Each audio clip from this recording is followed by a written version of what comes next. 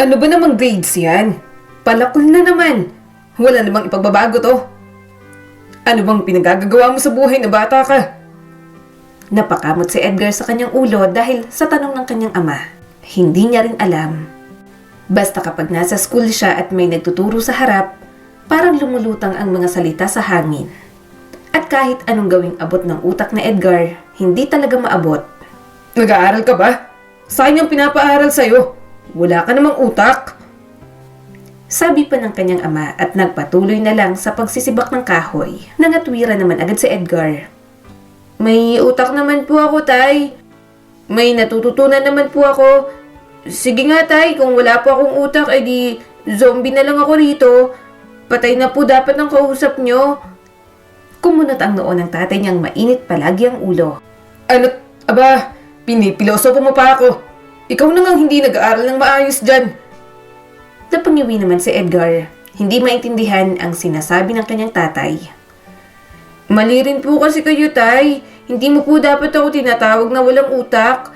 Hindi ka po nag-iisip. Sabi nga po ng teacher namin, utak ang nagpapagana ng lahat. Kaya po tayo kumikilos, nagsasalita, gumagalaw. Tapos sasabihin mo po wala akong utak. May utak po ako. Hindi nyo lang po kita kasi nasa loob ng ulo ko. Kayo po yatang walang utak, Tay. Anong sinabi mo? Binitiwan ng kanyang amang palakol nito at kinuha ang tsinelas. Mabilis naman siyang tumayo at tumakbo palayo. Takot siya sa tsinelas ng kanyang ama. Napakasakit pa namang pumalo ng tatay niya. Madalas pa siyang mapalo dahil sa magkakapatid, talagang si Edgar ang pinakapasaway. Bumagal na ang takbo ni Edgar nang makalayo na siya sa bahay nila. Mamaya na ako uuwi. Makakalimutan niya rin namang galit siya sa akin. Pero teka, bakit ba siya nagagalit sa akin? Totoo naman yung sinabi ko. May utak naman ako. Palagi akong tinatawag na walang utak meron naman. Nagagalit siya sa wala namang dahilan. Kaya si tatay ang hindi ginagamit ng maayos ang utak. Nagpalipas na muna si Edgar ng maghapong paglalaro sa kapitbahay. Aalis na rin naman ang kanyang ama mamaya dahil pupuntahan pa nito ang baka sa bukid sa silangan. Ano ba naman yan, Edgar? Maligo ka nga. Ang asim-asim mo na. Puro ka na lang laro. Kung nagbabasa ka sa loob ng bahay nyo, bibilis ka pa sa pagbabasa. Isa pa, pumunta ka rito, butas pang shorts mo. Hindi ka naman nagbe-brief. Kitang-kitang pototoy mo. Sabi ni Brian sa kanya. Yumuko naman si Edgar para tingnan ang kanyang short. Nabutas kanina. Umakit kasi ako sa bakod. Okay lang yan. Ikaw lang naman ang nakakakita. Brian, may tanong ako sa'yo. Di ba matalino ka? Mabait si Brian. Sobrang madali niya itong malapitan kapag kailangan niyang mangopya. Sinusubukan naman siyang turuan ni Brian pero hindi niya talaga maintindihan. Kaya ang ending, naaawa na sa kanya at pinapakopya na lang siya. Kaya kahit patalino si Brian at medyo mahina siya sa klase, naging magkaibigan pa rin sila. Si Brian din kasi ang klase ng estudyante na talagang hindi madamot sa sagot. Tumingin naman si Brian sa kanya na abala sa pagbabasa ng libro. Ano bang itatanong mo? Mas lumapit pa siya kay Brian. Sabi kasi ni tatay, wala akong utak. Palakol na naman daw ang grades ko kaya wala akong utak. Siya nga tong wala yatang utak kasi hindi niya alam na meron naman ako. Napailing si Brian at binatukan siya. Huwag mong isipin ng literal. Ibig sabihin lang ng tatay mo, engot ka. Maganda pa nga ang mga salitang ginamit niya. Hindi masasaktan ng damdamin mo. Mabilis namang bumaha ang pag-ayaw sa mukha ni Edgar. Ay, hindi ko alam. Basta hindi ko matanggap na sinabihan ako ni tatay. Siya pa nga ang galit nun, ha? Napailing naman ang kanyang kaibigan. Ay nako, Edgar. Wala ka na talagang pag-asa. Hindi niya na lang masyadong iniisip ang sinabi ni Brian. Para sa kanya, may pag-asa pa naman siya. Hindi pa naman siya bumabagsak ng tuluyan. Nakakausad pa rin naman si Edgar sa school. Magaling naman siya sa kung ano-ano, basta wag lang siyang ilalagay sa klase. Talagang nahihirapan na siyang makinig. Edgar, yung nanay mo, nandyan na. Sabi ni Brian sa kanya. Nang matanong ni Edgar ang kanyang ina, matamis siyang napangiti. Mukhang maagang naubos ang mga paninda nito sa palengke, kaya maagang nakauwi. Sinalubong niya ito at binitbit ng mga dala. Galing ka sa bahay ng kalaro mo. Napakaasim mong tingnan. Maligo ka nga rin sa poso. Ikaw talaga, hindi ka ba nahihiya? Tingnan mo nga ang kaibigan mo, ang linis-linis. Mukhang mabango at nasa bahay lang. Ikaw, napakadugyot mo. Maligo ka na ron. Natawa naman si Edgar. Nay, hindi naman mahilig talaga maglaro sa labas si Brian. Taong bahay lang siya, kaya ayaw niya rin po na lumalabas. Puro basa lang po talaga siya. Inakbayan siya ng kanyang ina. Ay, ewan ko sa'yo. Halika na sa loob. Pareho namang mahal ni Edgar ang kanyang ama't ina. Gayunpaman, mas paborito niya talagang kasama ang nanay niya. Mas pasensyosa kasi ito at hindi madaling magalit. Naiintindihan din ito kung mahina siyang umintindi sa mga bagay-bagay. Ang tatay niya lang naman kasi ang walang tiyaga at manipis ang pasensya. Pangatlo si Edgar sa 5 magkakapatid. Yun nga lang, sa kanilang magkakapatid, siya talaga ang hindi kayang mag-excel sa eskwelahan. Samantalang ang mga kapatid niya, talagang may talinong taglay. Yun nga lang, kapag magkakasama silang buong pamilya, pakiramdam ni Edgar, siya na palagi ang latak. Alam niyang mahal siya pero kung mapupunta sila sa isang sitwasyon na kailangang iligtas ang lahat, siya ang huling maiisip ng kanyang mga magulang. Nay, gusto ko rin po sana ng itlog ng pugo. Hiling ni Edgar habang kumakain sila ng hapunan at ang ulam ay chapsuy. Napangiwi naman ang kanyang ina. Ha? Wala na. Naibigay ko na sa mga kapatid mo. Gulay na lang. Alangan namang ipalura ko pa sa kanila. Saka huwag kang palaging kumain ng itlog. Kaya ka nazizero sa mga test ninyo sa school. Napanguso naman si Edgar. Nay, hindi naman po ganun yun. Si Brian, kumakain din naman po ng itlog. Favorite niya pa pero lagi siyang perfect. Nanay talaga, inuuto mo pa ako. Hindi naman pinapabayaan si Edgar, pero alam niya sa sarili na palagi siya ang huling iniisip ng mga magulang niya. Kapag kakain, aasikasuhin at may gustong isama sa labas, siya ang pinakahuling maiisip ng mga ito. Minsan pa nga'y nauubusan na siya ng pagkain at pagpili sa mga binibili ng mga magulang nila. Kaya minsan talagang nakikipag-unahan na lang si Edgar. Tila yun lang ang naging papel niya sa pamilyang yon habang siya'y lumalaki. Bakit naka-white shirt ka lang? Hindi ba't nasa rules ng school na dapat naka-complete uniform? Tanong ni Brian sa kanya na president ng mga student officer sa school.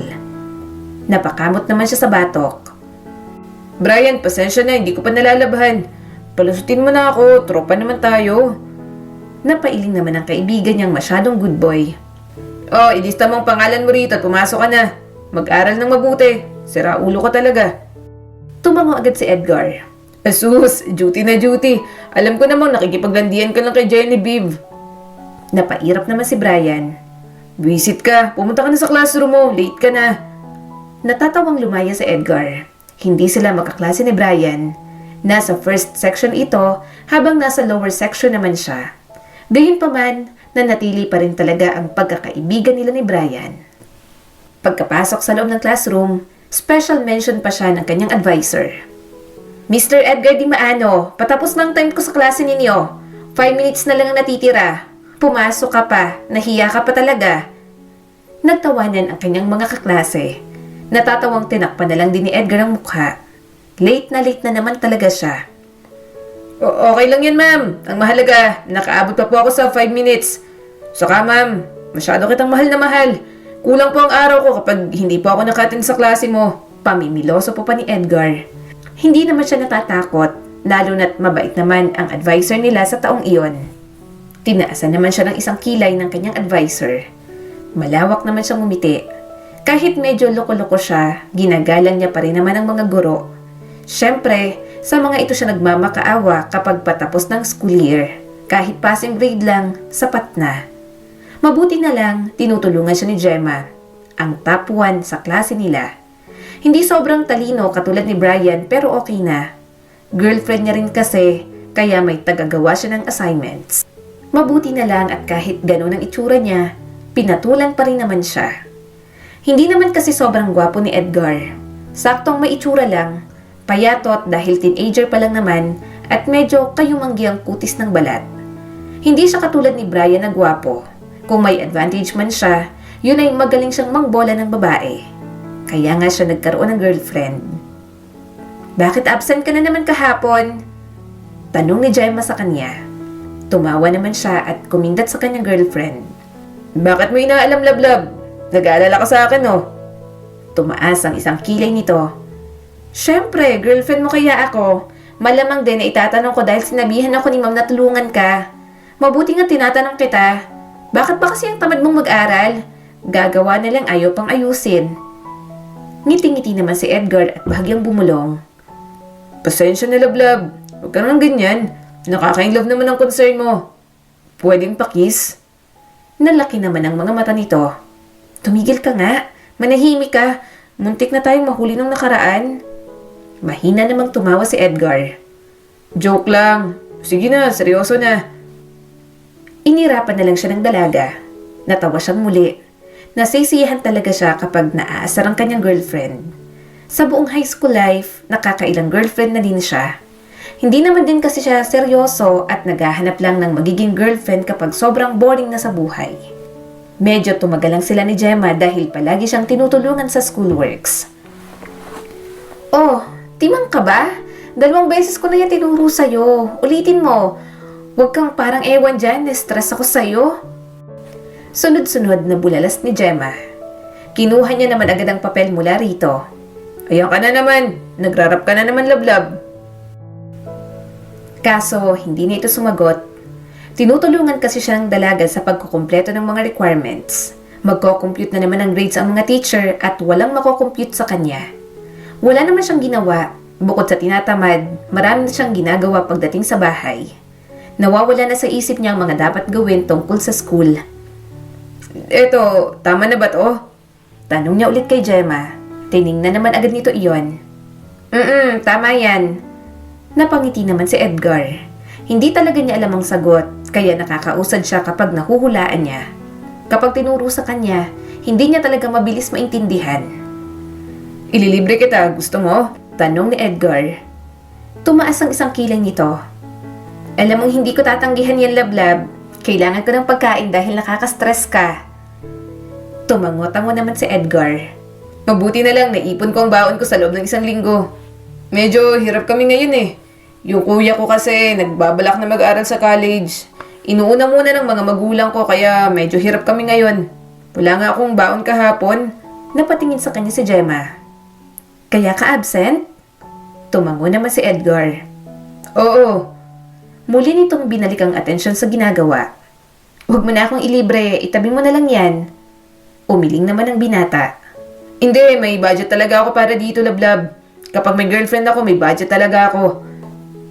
Mamaya, sa likod ng school, momol tayo ah. Ngiting-ngiti naman si Gemma. Sige mamaya. Basta ingat tayo ah. Baka may makahuli sa atin, masumbong pa ako kay tatay. Tumango agad si Edgar at titig na titig sa kanyang girlfriend. Oo, akong bahala. Ganon kaloko-loko si Edgar nung high school siya na kahit mga magulang niya, sumusuko na talaga sa kanya. Edgar! Hoy! Tumigil-tigil ka sa kakababae mo! Sabi ng kanyang ama at pinamiwangan pa siya. Tumingin naman si Edgar sa tatay niyang sinisimulan na naman siya. Tay, mahal ko po si Gemma. Hindi ko po siya hihiwalayan dahil lang sinasabi niyo na tagapagmana ako ng isang mayamang pamilya at hindi niyo ako tunay na anak. Kumunot ang noo ng kanyang ama. Ano na namang sinasabi mo? Tumayo si Edgar at mas lalong naging madrama sa harap ng kanyang ama. Tay, alam ko na pong buong katotohanan. Bakit hindi niyo po sinabi sa akin? Na ano na naman? Bulalas ng kanyang ama at parang isang salita niya pa, hahambalusin na talaga siya. Naanak ako ng mayaman, na napulot niyo lang ako at inangkin na sa inyo. Tay, magsabi na kayo ng totoo. Niyugyug pa ni Edgar ang kanyang ama. Edgar! Sira ulo! Sigaw ng kanyang ama, kaya umiwas na agad siya sa hampas nito. Tawang-tawa naman siya sa reaksyon ng kanyang tatay. Gustong-gusto niya talagang ginagalit ito sa mga walang kwentang bagay. Kumontra naman ang ate niyang si Dolores. Anak mayaman? Napaka-imposible. May anak mayaman bang engot? Tumaas ang mga kilay ni Edgar. Oh, hindi ko na matalino. Makaengot naman to. Bakit? Palagi ka bang matalino sa buong buhay mo? Darating din ang araw na makaharap ka sa sitwasyong magiging engot ka. Nayo, sinasabihan akong engot ni Ate Dolores. Pumasok naman ang nanay niya na may dalang labahin. Puro ka ba naman kalokohan? Gusto ka lang pagsabihan ng tatay mo dahil may narinig na naman siya sa labas. 16 ka pa lang, Edgar, pero puro pambababae daw ang inaatupag mo. Kaya naiinis kami ng tatay mo sa'yo. Mamaya, napapabayaan mo ng pag-aaral mo. Mahina ka na nga sa klase. Marami ka pang distractions. Napakamot si Edgar sa kanyang batok. Nag-aaral naman po ako, Tay. Sinisikap ko naman po. Nababalanse ko rin naman po ang mga dapat kong gawin. Nako, ayusin mo ang buhay mo, Edgar. Nahimigan ni Edgar ang pagkadismaya sa boses ng tatay niya. Teenager ka na. Bata ka pa pero makakabuntis ka na. Kaya tama ka na sa girlfriend mo na yan. Hindi mo iniisip ang mga kahihinat na ng mga aksyon mo. Kilala na kita, anak. Padalos-dalos ka palagi. Akala mo ang pagkakaroon ng kasintahan ay puro saya at laro. Pero hindi naman yan mahalaga ngayon. Mag-aral kang mabuti at pagandahin mo ang buhay mo. Tiyak akong kahit maganda pa, makakasungkit ka. Napairap naman ang Ate Dolores niya. Mga type naman yan, mga pangit at engot din. Malalandi rin sa school ang pinapatulan yan. Sinamaan ni Edgar ng tingin ng kanyang ate. Hindi niya alam kung bakit, pero palagi na lang talaga siyang inaaway ng kanyang mga kapatid. Mabait naman siya sa mga ito, pero hindi ang mga ito sa kanya. Siguro dahil nga sa kanilang magkakapatid, tila siya ang hindi makarelate sa mga ito. Ni isa, walang pumupunta sa kanya para magtanong o kaya'y humingi ng tulong. Para lang invisible si Edgar sa kanyang mga kapatid. Sa wakas, muling nagsalita ang kanyang ina. Edgar, huwag ka munang mag-girlfriend. Hahayaan ka namin kung nakikita ka namin nagseseryoso sa pag-aaral mo. Kaso hindi naman. Kung hindi ka aalalayan ni Brian, hindi ka titino. Huminga ng malalim si Edgar. Hindi naman po ako nagloloko, Nay. Saka si Gemma, kahit ganun po yun, tinutulungan naman po ako sa pag-aaral. Isa pa, hindi naman po seryoso yun. Alam po namin ni Gemma na mababaw lang po yun sa amin. Alam ko naman pong ginagawa ko. Maingat naman po ako. Humakbang papalapit ang kanyang ama. Anong maingat? Wala akong pakialam kahit maingat ka pa. Tumigil ka na sa kalandian mo. Paano kung may mangyari, Edgar? Paano kung mabuntis mo kung sino mang girlfriend mo na yan? Naisip mo na ba yon? Alam kong mapusok ang mga ganyang edad pero gumaya ka na lang sa mga kapatid mo. Mga lalaki rin naman ang mga yan pero puro pag-aaral mo nang inaatupag. Ikaw, isa ka sa pinakabata. Dinaig mo pa ang Kuya George mo. Napakamot si Edgar. Para sa kanya, kaunting kasiyahan lang naman ang pagkakaroon ng girlfriend. Wala naman siyang masyadong siniseryoso. Pangpalipas oras lang. Tay, relax. Chill lang. Pilit na pinapakalma ni Edgar ang kanyang ama. Maingat nga po ako, promise. Hindi po ako makakabuntis. Hindi pa po ako aabot sa ganun. Sa tingin mo, biro lang to? Napailing ang kanyang ama. Hoy, Edgar. Baka akala mo, nagpapatawa na naman kami. Tumango agad siya. Opo, alam ko po. Siniseryoso ko naman pong sinasabi niyo sa akin. Seryoso po ako sa lahat. Nagsasaya lang po talaga ako. Saka hindi ko po magagawa yun. Bahay at school nga lang po ako. Hindi rin po ako nalilate sa pag-uwi. Nakakahiya naman. Bago pa makarating sa school, pawisan na po ako. Maasin na po ang singit ko nun, Tay. Di na masarap. Kaya wag po kayong mag-alala. Hanggang kiss at hawak lang. Tay, wag! Mabilis siyang tumakbo palabas ng bahay nang muntik na siyang hambalusin ng walis tingting. Tawang-tawa naman siya habang lumalayo sa bahay nila. Kahit loko-loko at madalas na ginigigil ang mga magulang, ayaw biguin ni Edgar ang mga ito sa mga gustong mangyari sa buhay niya. Yun nga lang, bago niya pa mapatunayang may mararating siya, saka naman pumanaw ang kanilang mga magulang. Hindi maawat ang mga luha ni Edgar habang nililibing ang kanilang mga magulang. Tiningnan niya ang kanyang mga kapatid na umiiyak din dahil sa nangyari. Lahat sila hindi makapaniwala na sabay mawawala ang kanilang ama't ina nang dahil sa isang aksidente sa bus. Paano na tayo ngayon? Paano ng pag-aaral natin? Tanong ng kanyang Ate Dolores sa kanilang panganay na si George. Ayokong huminto sa pag-aaral. Mas lalo naman ako. Naiinis na sabi ni George. Nasa kolehiyo na ako. Ano, ngayon pa ako titigil? Pero naiwan tayo rito. Walang may trabaho sa atin kahit isa. Kailangan may magtrabaho para makakain tayo at mabuhay tayo ngayong wala na si nanay at tatay. Napairap si Dolores. Mas lalo namang ayokong tumigil. Gusto kong ituloy ang pag-aaral ko kahit ako na lang ang magpaaral sa sarili ko. Ikaw ang panganay, di ba? Kaya ikaw ang tumigil sa pag-aaral at magtrabaho para sa ating lahat. Total, hindi mo rin naman matutuloy, di ba? Ang mahal-mahal ng gastusin mo sa pagsisiman. Napakamot na lang si Edgar sa pagtatalo ng dalawang matanda niyang kapatid. Aminado siya na naging mahirap ang buhay nilang lahat nang mawala ang kanilang mga magulang. Gayunpaman para kay Edgar, malalaki na sila at kayang gumawa ng paraan. Pero kung sino pa ang mas matatanda, halatang ayaw bitiwan ang dating buhay nang nabubuhay pa ang kanilang ama't ina. Kuya Edgar, may pera ka ba dyan? Nahihiyang tanong ng kapatid niyang si Kulas. May ambagan kasi kami sa school. Ang dami-dami na, hindi ako makapasok. Palagi akong sinisingil. Wala eh. Napabuntong hininga siya at inayos ang kanyang sinasaing. Pero gagawan ko ng paraan. Hindi na ako papasok simula bukas. Susubukan kong maghanap ng pwedeng trabaho para may pangbili tayo ng pagkain para bukas. Umungot din naman ang bunso nilang si Gladys na 8 taon pa lang. Kuya Edgar, ako rin po. Nanghihingi po ako kay Kuya George ng baon. Sinigawan pa po ako. Tumango siya at hinaplos ang buhok ng kanyang kapatid. Sige akong bahala. Gagawa ng paraan si Kuya. Tiningnan niya sina Dolores at George na nag-aaway pa. Kailangan niya na talagang kausapin ng mga ito. Naturingan na matatanda sa pamilya pero hindi pa rin makapagdesisyon ng maayos. Ano bang balak niyo, Kuya George at Ate Dolores? Sabi ni Edgar at tiningnan ng mga ito.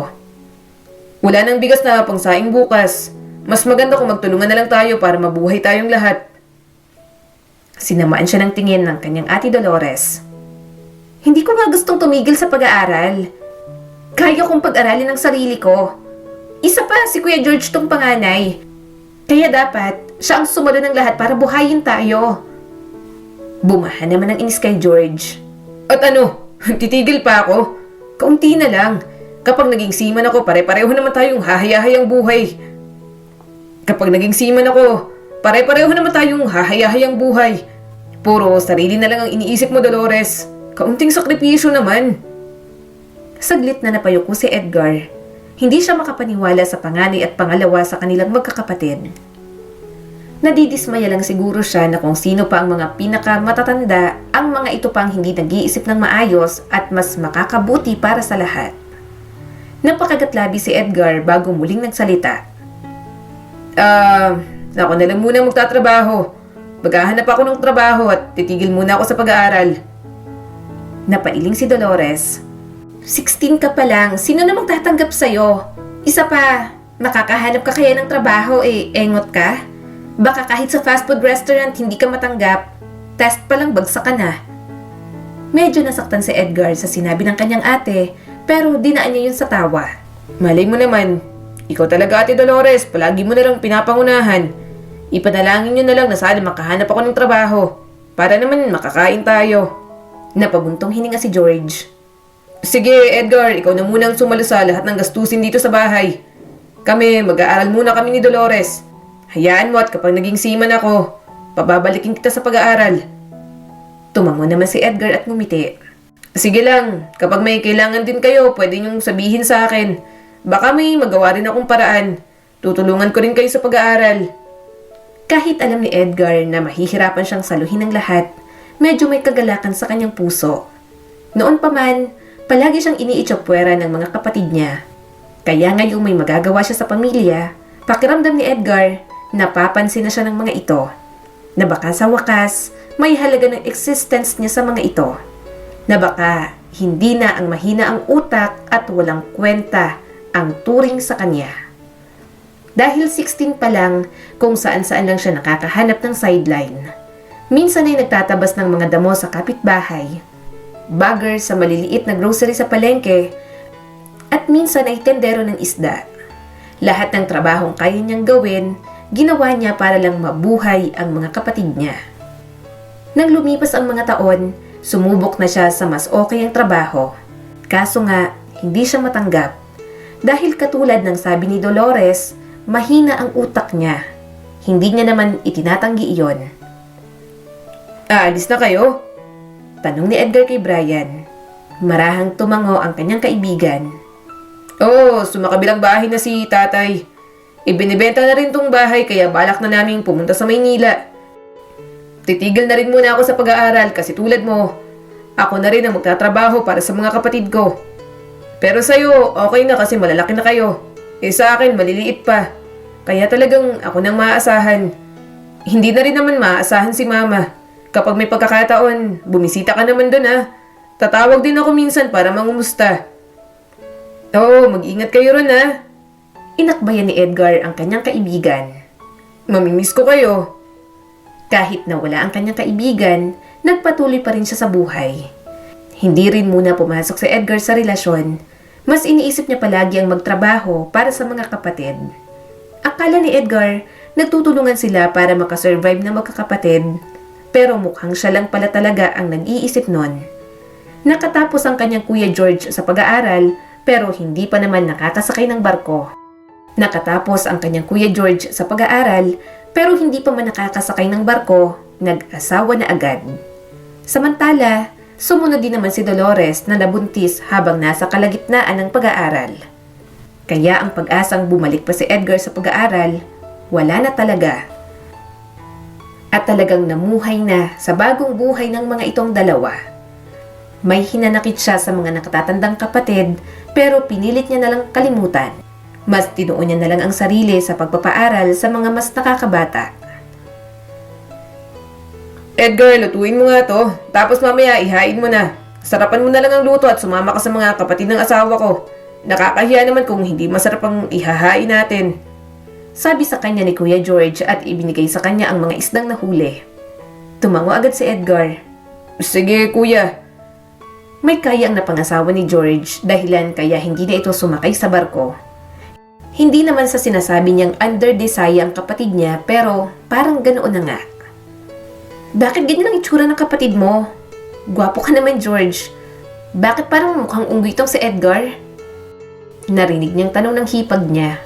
Sumagot naman ang kanyang Kuya George. Nagmana kasi yan kay Lolo. Mas malakas ang dugo. Halos lahat kaming magkakapatid. Kay nanay nagmana. Napabusangot si Edgar at nagpatuloy sa paghuhugas. Grabe naman sa mukhang unggoy. May nagkakagusto pa nga sa akin. Basta kapag nagbabakasyon ang mga nakatatanda niyang kapatid kasama ang mga asawa ng mga ito, parang alila ang tingin sa kanya. Siya ang inuutusan at pinapakilo sa lahat, na kahit mga kamag-anak na dala ng mga asawa ng mga ito, mababa ang tingin kay Edgar. Edgar, ang kalat kasi sa sala. Pakiwalis naman. Sabi pa ng asawa ng kanyang Kuya George. Tumango naman siya kaagad. Sige ate. Mamaya tatapusin ko lang to. Kumikilo si Edgar ng kahit anong walang reklamo. Kapag naman umuuwi ang mga ito, bago yon ay inaabutan siya ng pera ng kanyang Kuya George. Hindi niya yun ginagamit sa kanyang sarili. Inilalaan niya yon para kina Kulas at Gladys na nag-aaral pa. Kuya Edgar, anong nangyari sa'yo? Gulat na tanong ni Gladys nang makitang dugong-dugo ang kanyang bibig. Mabilis na kumuha si Edgar ng pamunas. Natamaan ng tornilyo ng generator habang inaayos ko. Natamaan ang mga ngipin ko sa harap. Tingnan nyo nga. Tiningnan ni Kulas at Gladys ang bibig niya. Sinabi ng mga ito na natanggal ang dalawang ngipin niya sa harap. Ayaw rin tumigil ng pagdurugo kaya isinugod na siya sa ospital. Dahil sa nangyari, nawalan siya ng mga ngipin. Tumigil na rin naman ang pagdurugo. Ahala, Kuya Edgar, bungal ka na. Nalulungkot na sabi ni Gladys. Napabuntong hininga na lang siya. Mag-iipon na lang akong pambili ng pustiso. Bahala na. Gwapo pa naman ako kapag ngumingiti. Bigla namang natawa si Kulas.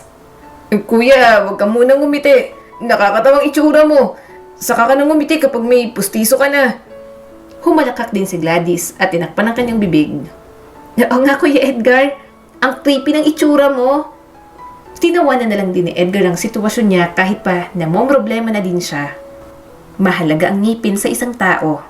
Alagang-alaga niya ang kanyang mga ngipin dahil yun na ang pinaka-best niyang asset. Tapos, mawawala lang pala ng ganoon. Nagpatuloy ang buhay ni Edgar na bungal siya. Nang makatapos sa high school ang dalawa niyang kapatid, ang mga ito na ang mismong nagpresinta na pag-aaralin ang mga sarili. Hanggang dumating ang isang pangyayari na mas lalong magpapatunay na wala talagang pakialam ang mga kapatid niya sa kanya. Huwag mo nang sabihin, 50,000 na lang ang ibigay mo dyan kapag bentahan na ng lupa. Okay na yung sa Edgar, engot naman yan. Narinig niyang sabi ni Dolores. Kumuyom ang mga kamao ni Edgar. Hindi na talaga nagbago ang kanyang mga kapatid. Palagi na lang mababa ang tingin sa kanya. Tila dinudurog ang kanyang puso ng dahil doon. Pinakamagandang option na yun, Kuya George. Need ko ng pera. Ako na lang paluwagan mo. Hindi naman masyadong kailangan ni Edgar ng pera. Malinaw ang boses ng kanyang ate Dolores. Nagsimulang bumilis ang tibok ng puso ni Edgar. Payag naman siyang ibenta yon, lalo na kung siya na lang din naman ang titira. Pero ang marinig na walang respeto ang mga ito sa kanya, na para bang hindi siya bahagi ng mangyayaring bentahan, talagang nagpabuhay sa galit niya. Nanatili siyang tahimik at pinipigilan ang kanyang hininga. Hindi ko alam, Dolores. Mahina namang sabi ni George. Parang ayokong ibenta tong lupa. Para naman may mauuwian tayong lahat kapag gusto nating magbakasyon dito. Kuya, kailangan ko ng pera. Sagot ni Dolores. Gusto ko sana sa akin mapuntang malaking porsyento kasi gipit kami ngayon. Yung mga nakababata, hindi naman nila naiintindihan to. Lalo na si Edgar, alam mo namang wala siyang pakialam. Ni hindi niya alam kung anong gagawin sa mga ganitong bagay. Kahit kaunti lang ang ibigay sa kanya, hindi na magrereklamo pa. Baka kasi kapag sinabi mong pinaluwag mo sa akin lahat, sisingilin pa ako niyan. Mahina naman ang utak nun. Napailing na lang si Edgar. Talagang may balak pa siyang lokohin.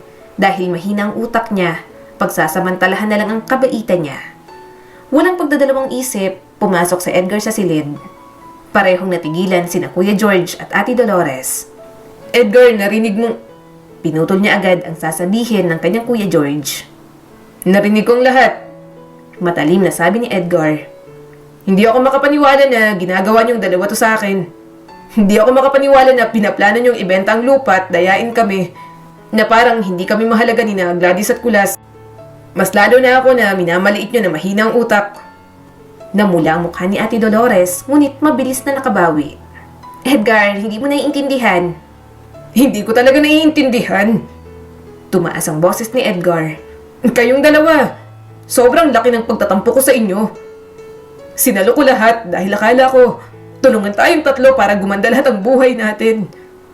Pero hindi. Pagkatapos gumanda ang mga buhay ninyo, sarili nyo pa rin ang mga iniisip ninyo. Ni hindi nyo man lang ako tinanong kung okay ba ako. Ni hindi man lang kayo nag-alok ng tulong sa akin. Dahil ano, engot ako, mahina ang utak. Gusto ko rin makatapos. Pero nang okay na kayo, parang wala na lang at tumalikod kayo sa aming tatlo. Mas nakakatanda kayo, pero hinayaan nyo lang na ako ang kumilos ng mga panahong walang-wala tayo. Mabuti pa si Gladys at Kulas na iintindihan ako. Eh kayo, hindi. Gusto nyo pa kaming lokohin ng ganito. Sa unang pagkakataon, tumulo ang mga luha ni Edgar. Tinatawanan niya lang, nakikipagbiruan siya pero kinikimkim niya ang lahat ng sama ng loob niya. At ngayon, talagang sumabog na yon. Tapos na sina Kulas at Gladys sa high school. Sabi nila, sila nang bahala sa sarili nila dahil nahihiya na sila sa akin. Mabuti pa yung dalawa, mahiya pa sa akin. Eh kayo, puro mga sarili niyong iniisip niyo. Basta niyo na lang iniwan sa akin lahat. Tapos ako pang tinatawag niyong engot. Puno ng hinanakit na sabi ni Edgar. Tiningnan niya ang mga kapatid niyang walang kwenta. Ang mga kapatid na mismong mababa ang tingin kay Edgar. Hinding-hindi niya makakalimutan ang araw na yon. Sinusumpa niya na darating ang araw na lulunukin ng mga ito ang lahat ng sinasabi tungkol sa kanya. Hinding-hindi ako pipirma. Mariing sabi ni Edgar. Wala akong pakialam kung hindi mabenta. Huwag nyo nang ibenta ang bahay at lupa ni nanay at tatay. Simula ngayon, magkanya-kanya na tayo. Tinalikuran na ni Edgar ang kanyang mga kapatid. Hindi na siya muling lumingon pa. Masyadong malalim ang iniwang sugat ng mga ito sa kanyang puso, kaya hindi niya alam kung kailan maghihilom iyon. Namalayan na lang ni Edgar na lumuwas siya papuntang Maynila. Nakausap niya si Brian na kung pwede doon muna siya makituloy pansamantala. Ayaw niya na kasing makita ang mga kapatid niyang makasarili. Isa pa, mas mabuting malayo siya para hindi na siya kulitin sa lupa. Grabe, Brian! Ang taba mo na! Natatawang sabi ni Edgar at niyakap ang kaibigan. Umismid naman ang binata. Wow, Edgar! Bungal ka na! Nanlaki ang mga mata niya. Napatingin siya sa paligid kung may nakarinig. Binatukan niya naman agad si Brian. Ikaw, huwag mo na nga ipagkalat. Kaya nga pinilit ko makabili ng pustiso para bumalik ang dating kagwapuhan. Tapos ikaw na Epal, ipagsisigawan mo pa. Naiinis na sabi ni Edgar. Tumawa naman si Brian at inakbayan siya nito. Halika na! Siksikan kami sa bahay pero kasya ka pa naman sa sala. Tumango naman si Edgar. Salamat huwag kang mag-alala. Hindi rin naman ako magtatagal. Kapag nakahanap ako ng trabaho, mag-iipon na rin naman ako agad. Saka alis ako sa inyo at mangungupahan ng sarili kong bahay. Siyempre, kailangan ko ng private place para sa mga chicks ko. Balita ko, maraming magaganda sa Maynila. Marami naman, sabi ni Brian sa kanya. kaso medyo mahirap maghanap ng matino. Nandito ka na't lahat, babae pa rin ang iniisip mo. Humalaklak naman si Edgar. Alam mo namang masyado akong na-stress sa mga kapatid ko. Nawalan ako ng time makalandi. Ngayon nandito na ako. Ipagkakait mo pa ba sa akin to? Malay mo, dito na rin ako magkaroon ng asawa, di ba? Doon na siya magsisimula ng bagong buhay. Inaasahan ni Edgar na sa pagkakataong yon, ayaw niya na munang isipin ang mga kapatid niyang makakasarili. Ayaw niya ng negative vibe sa paligid. Maikli lang ang buhay, kaya susulitin niya na lang sa pagngiti, pagtawa at pagiging masaya. Ano ba, Bebang? Ayoko nga sa'yo. Sabi ni Edgar sa kapitbahay niyang pinipilit siyang hilahin sa bahay nito. Mas lalong kumapit sa braso niya si Bebang. Bakit ba ayaw mo? Ikaw na ngang inaaya. Ayaw mo pa? Umiling naman si Edgar. Mahilig lang akong mangbola pero hindi ako ganyang klase ng lalaki. Sige na, wag mo na akong istorbohin. May trabaho pa ako. Sa araw-araw na lang na lalabas ako ng pinto. Lagi mo na lang kinukulit ang gwapong katulad ko. Ayaw mo nun? Tanong pa ni Bebang. Ako ang magpaparami ng lahi mo. Sige na, one time lang naman. Alam kong malaki yan. Tinakpan niya naman agad ang daan ng mga mandirigma niya. Manahimik kang babae ka. Malandi ako pero hindi ko pa nabibigay ang sarili ko kahit kanino. Tigilan mo na ako. Lubayan mo ako. Ayaw niyang patulan si Bebang. Binalaan na siya ni Brian sa dalagang kapitbahay nila. Kung sino-sinong lalaki ang kasama nito at baka magkaroon pa siya ng sakit. Hindi naman sa naghuhusga pero nag-iingat lang din si Edgar. Ganun lang ang itsura niya tapos magkakasakit pa. Ano na lang ang mangyayari? Hoy, Edgar! Halika na nga! Isa lang naman. Pamimilit pa ni Bebang. Hey, tumigil ka na. Bulalas niya rito. Hindi mo rin naman ako magugustuhan. Hindi mo matitikman ang maasim kong singit. Tuluyan na siyang umalis sa bahay. Pupunta na siya sa kanyang trabaho. Masyado na siyang stress kay Bebang na hinaharang palagi ang kanyang kagwapuhan. Nang mapadpad sa Maynila, magiging construction worker ang naging trabaho ni Edgar. Okay na rin dahil nakakaipon naman siya. Wala rin naman siyang ginagastusan, kaya may naitatabi siya palagi. Kaya gusto niya talaga ng mamahaling babae, pero hindi pa naman end of the world para patulan niya sa Bebang. Pagkarating sa construction site, nagtrabaho na agad si Edgar. Masipag siyang klase ng tao, magaling siya sa gawa. Pero kapag gagamitan na ng utak, baka lumubog na ang araw, hindi niya pa rin nagagawa. Kaya kahit mag-isa na siya, sinukuan niya na lang din ang pag-aaral. Masyadong tumanim sa isip niya ang palaging sinasabi ng mga kapatid. Masyadong tumanim sa isip niya ang palaging sinasabi ng mga kapatid niya na engot siya at wala namang laman ng utak. Libre pagkain dito Bakit nagdala ka pa? Tanong ni Edgar sa kasama niya sa trabaho. Wow, binagoongan. Binagluto kasi ako ng asawa ko. Magtatampo kung hindi ako magdadala. Gusto mo ba? Tanong pa nito sa kanya. Tumango naman siya. Oo, pahingi ako.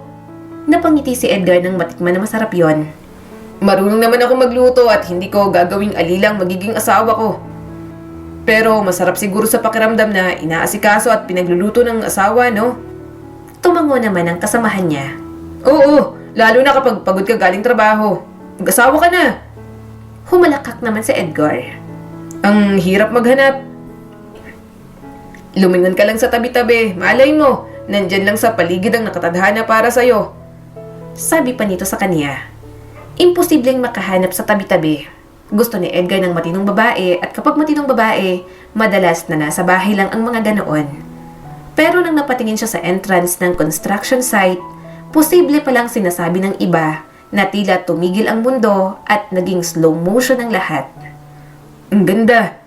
Umawang ang bibig ni Edgar. Siniko naman siya ng kanyang katrabaho. Isa sa mga boss yan. Si Engineer Ruiz. Ang ganda niya, no? Anak mayaman daw yan at Audrey ang pangalan. Audrey Ruiz. Ibig sabihin, may-ari daw siya ng malaking construction company dito sa Pilipinas. Tumingin siya sa katrabaho niya at bahagyang nabawasan ng paghanga. Napakatayog niya. Bakit? Natatawang tanong nito. Aabutin mo ba? Gusto ni Edgar pero alam niyang hindi niya kaya. Nagagandahan siya at namamangha pero sobrang imposible. Hindi niya deserve ang ganoon kaganda at kasuccessful na babae. Gayunpaman, hindi maitatanggi ang atraksyon na nararamdaman ni Edgar. Nakahanap ng iibigin pero malabo pa sa tubig ng kanal na patulan siya ng dalaga. Pagkatapos kumain, nagpatuloy na lang sila sa trabaho. Namamawis na siya at medyo nakakaramdam na ng pagod. Pero tuloy-tuloy pa rin si Edgar. Yun kasi ang kailangan niyang gawin. Oh, saan yan? Bakit hindi pantay? Ulitin niyo to. Binigay ko ng instruction, hindi pa kayo nakinig. Sabi ng head engineer sa kanila. Sumulyap naman si Edgar sa babaeng nasa likod nito. Naka-hard hat si Audrey at may kausap na lalaki habang hawak ang blueprint. Para siyang nanghihina sa kagandahan ng dalaga. Iniisip niya na kung araw-araw niya itong makikita sa site, baka hindi niya na magawa ang trabaho.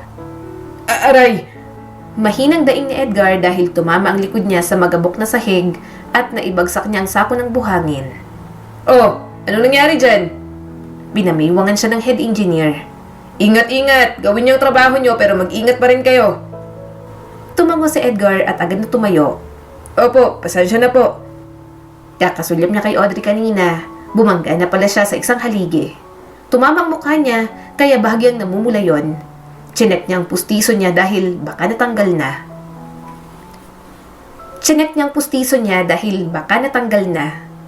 Gusto niya sanang bumili ng bago. Pakiramdam niya kasi, luwag na ang pustiso niyang 2 ngipin lang. Kapag nasa bahay siya, may mga time na nahuhulog talaga. Okay ka lang? Mahinhin ang boses na tanong ni Audrey sa kanya. Nanlaki naman ang mga mata ni Edgar at natigil sa pagkapa sa kanyang pustiso. Okay lang, ma'am. Tumango naman si Audrey sa kanya. Ingat ka, delikado rito. 4 na salita lang yon, pero paulit-ulit na sa isip ni Edgar. Parang bigla siyang nagkaroon ng motivation magtrabaho. Pagod na pagod siya kanina, pero para siyang pinainom ng 10 energy drink. Hindi siya naniniwala sa love at first sight. Magiging totoo lang ang pag-ibig kapag nakilala ng isa't isa. Pero namamangha talaga siya kay Audrey at ang mga ganoong damdamin ang gusto niyang ituloy sa pag-ibig. Kaso, hindi naman pwede at malabong mangyari. Pero mukhang si Lord na talaga ang gagawa ng kakaibang paraan para sa kanilang dalawa ni Audrey. Halos tapos ng trabaho para kay Edgar nang sumapit ang hapon. Nagtanggal na siya ng hard hat at inayos ang pawis na pawis niyang buhok. Napatingin siya sa opisina ng mga engineer doon. Tipid siyang napangiti nang makita si Audrey. Kahit hapon na, halatang fresh pa rin ang dalaga. Siniko siya ng kanyang katrabaho. Oy, ano yan, Edgar? Bakit pangiti-ngiti ka dyan habang nakatingin kay Engineer Ruiz? Ikaw bawal yan, boss natin yan. Hindi pwedeng kiligin at asamin ang mga katulad niya. Napakamot naman siya sa ulo. Ngumingiti lang. Ano namang masama? Paghanga lang naman. Wala naman akong gagawing masama. Tingin na tingin lang si Edgar kay Audrey. Mukhang naghahanda na rin ito sa pag-alis. Dahil nasa dalaga ang paningin niya, napansin agad ni Edgar ang pagkalampag sa taas, sa tapat kung nasaan si Audrey. Engineer! Bago pa mahulog sa ulo, padalag niya na itong hinila. Bumagsak sila sa maalikabok na sahig at nagkagulo na ang ibang mga katrabaho niya. Nakaibabaw si Edgar kay Audrey na nakapikit sa takot. Nang imulat nito ang mga mata, nagkatitigan silang dalawa. At sa pagkakataong yon, parang tumigil na naman ang mundo sa paligid ni Edgar. Okay ka lang? Tanong niya rito. Kumunot ang noo ni Audrey at napatingin sa kanyang bibig. Ang baho? Sobrang lapit lang ng mga mukha nila, kaya marahil naamoy nito ang kanyang hininga. Mabaho? Sa kanya lang naalala ang kinain niyang binagoongan na baon ng kanyang katrabaho. Mabilis na sana siyang tatayo, pero nagulat si Edgar sa sumunod na nangyari. Bigla na lang nahulog sa mukha ni Audrey ang pustiso niya. Sa pisngi at malapit sa mga mata. Ano to? Tanggalin mo! Tanggalin mo! Nanlaki ang mga mata ni Audrey at mabilis na bumangon. Bago pa makuha ni Edgar ang pustiso, pinilit ng tumayo ni Audrey. Malakas silang nagkauntugan, kaya muling napahiga si Audrey at sa pagkakataong yon, nawala na ito ng malay. Mabilis namang tumulong ang mga tao roon at mukhang isusugod na sa ospital si Audrey. Nag-aalala si Edgar sa dalaga pero mas kailangan niya munang alalahanin ang pustiso niyang nawawala. Dahil sa nangyari, dumami ang taong lumapit para rumesponde kay Audrey. Natatakot si Edgar na baka natapak-tapakan na ang pustiso niya. Ano? Ayos ka lang? Tanong ng kanyang katrabaho. Hindi naman siya makapagsalita ng bungal, kaya tinakpan niya agad ang kanyang bibig. Yung hinahanap ko. Anong? Tanong muli nito. Namumula na siya sa kahihiyan. Wala. Sige na, okay lang ako. Umuwi ka na. Uuwi na rin ako. Nang humupa ng mga katrabaho niyang hindi makaget over sa nangyari kay Audrey, doon niya na sinimulan hanapin ang kanyang pustiso. Maiiyak na siya dahil mukhang nasipa na kung saan ang pinakamamahal niyang pustiso. Hindi niya talaga makita at mukhang uuwi siya ng bungal. Edgar, may pera ka ba dyan? Tanong ni Brian sa kanya. Pahiram muna. Wala pa akong pera. Hindi pa nagsisend ang client ko. Ungot niya habang kumukuha ng wallet sa bag. Kumunot naman ang noo ni Brian. Anong Okay ka lang? Ayaw niyang magsalita nang wala ang dalawang ngipin niya sa harap. Alam ni Brian na bungal siya pero nahihiya pa rin siyang ipakita. Mababawasan ang pagiging magandang lalaki ni Edgar kapag natuklasan ng lahat ang pinakatatago niya. Kumukuha siya ng pera sa wallet nang bigla nilang may humablot sa kanyang kamay. Mabilis siyang napaatras at hinila ang kamay niya nang makita si Bebang. Sino ba namang hindi magugulat sa ginawa ng dalaga? Ano ba? Huwag mo ang ipahawak sa akin yung dede mo. Respeto mo naman yung sarili mo at pati na rin ako. Naiinis ng sabi ni Edgar at hindi na inisip na bungal siya ng araw na yon. Pero hindi siya pinansin ni Bebang at tinitigan siya ng mabuti. Wala ka na palang dalawang ngipin sa harap?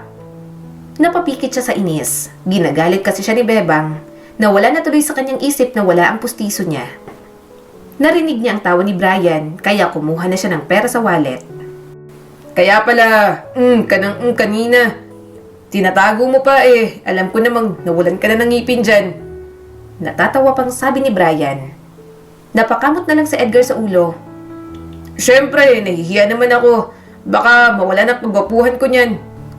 Kanina sa jeep, hirap na hirap ako magsabi ng para po. Pero biglang hinawakan ni Bebang ang mukha niya at pinaharap dito. May na-realize na ako, Edgar. Gusto niyang umatras pero mas humahakbang papalapit si Bebang. Ano ba, Bebang? Alam kong masarap ako pero wag mo kong halahin ng ganito. Bumaha ang pagtatampo sa mukha ni Bebang. Ayaw mo nga magpahalay sa akin, nakakainis ka na. Alam mo bang nasasaktan mong feelings ko, Edgar? Pilit niya itong itinulak. Bebang, lumayo ka na sa akin. Bibigwasan na kita. Naiinis na ako ha. Bad mood ako ngayon. Nawawala ang pustiso ko. Subalit ngumiti lang si Bebang. May na-realize ako. Kahit bungal ka na type pa rin kita. Tanggap kita maging sino ka man. Halika na sa loob ng bahay ko. Bilis. Bigla naman siyang nangilabot. Bebang, utang na loob, tama na. Alam kong nagkakandara pa ka sa kagwapuhan ko, pero ayoko na palagi na lang na ganito. May mahal na akong iba. Kumunot ang noo ni Bebang. Sino naman? Mas maganda at mas sexy pa ako sa mahal mo na yan. Halika rito at patitikimin kita. Makakalimutan mo yung babaeng minamahal mo. Walang ibang ginawa si Bebang kundi guluhin ang nananahimik niyang buhay. Tumatawa lang naman sa gilid si Brian at hindi man lang siya tinutulungan makalayo sa kapitbahay niyang patay na patay sa kanya. Pinautang niya na nga, tinawanan pa siya. Kaya minsan, gusto niya nang itakwil si Brian. Wala ring utang na loob sa kanya. Oo, mas maganda at mas sexy. Mas matinurin kesa sa'yo. Si Audrey lang ang nagpapakinang ng mga mata ko, hindi ikaw. Hindi ikaw, Bebang, o kahit na sinong babae. Pag-amin niya rito, suminghap naman si Bebang at halatang nasaktan. Sino bang Audrey na yan?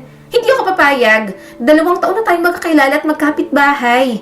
Patulan mo na kaya ako para malaman mong mas mahal mo ako sa Audrey na yan. Tinakpan niya ang mga tenga niya.